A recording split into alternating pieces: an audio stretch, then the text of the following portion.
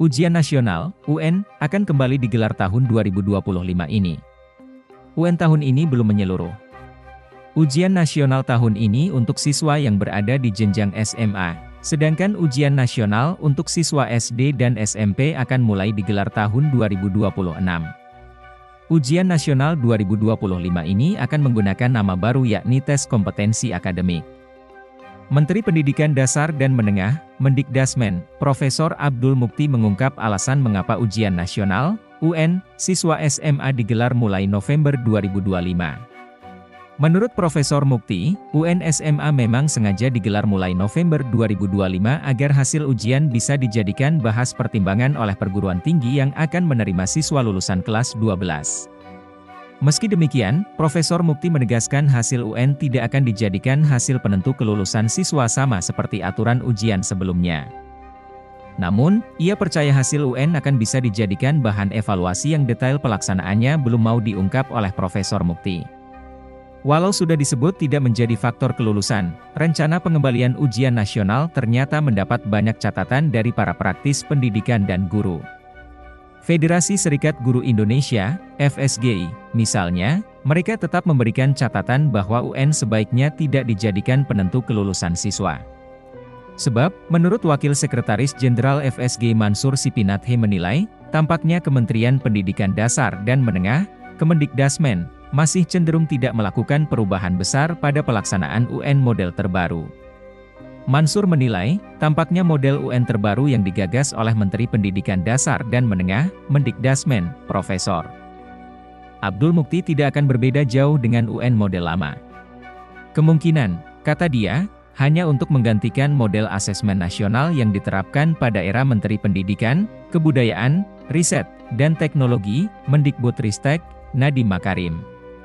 Kendati demikian, pihaknya tetap berharap Mendikdasmen Profesor Mukti untuk merumuskan model baru UN berdasarkan kajian komprehensif.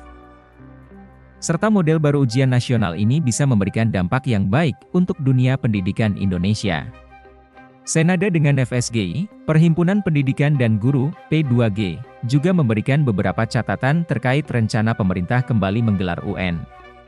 Koordinator Nasional, Kornas, P2G Satriwan Salim mengatakan, pihaknya pada dasarnya setuju jika pemerintah memiliki sarana evaluasi siswa, guru, dan sekolah. Namun, yang harus diperhatikan, kata Satriwan, yakni jangan sampai proses ujian nasional model terbaru itu jadi merugikan siswa. Kendati demikian, Satriwan memberi beberapa catatan sebelum UN kembali diadakan pada November 2025. 1. Jangan jadi penentu kelulusan.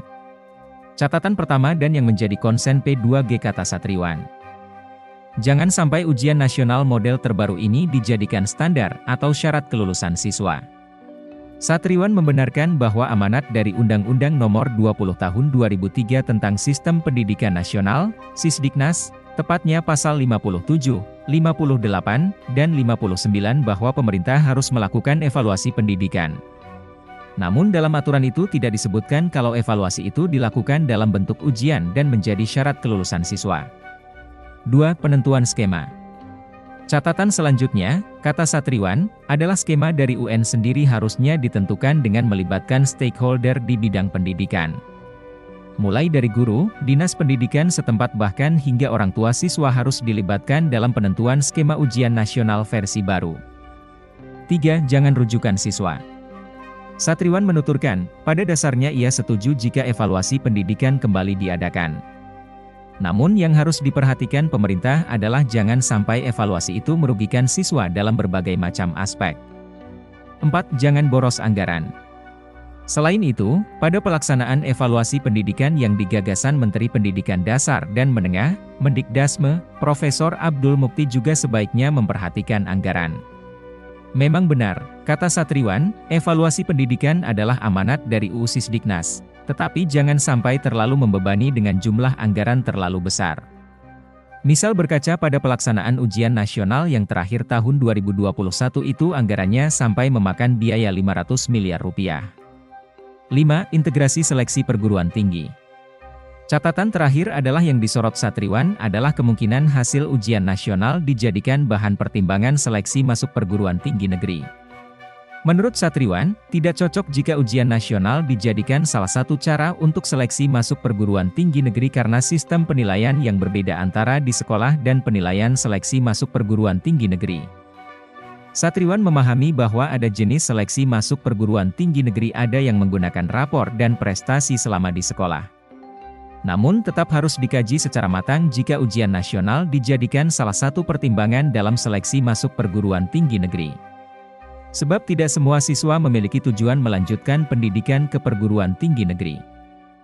Download Tribun X sekarang, menghadirkan lokal menjadi Indonesia.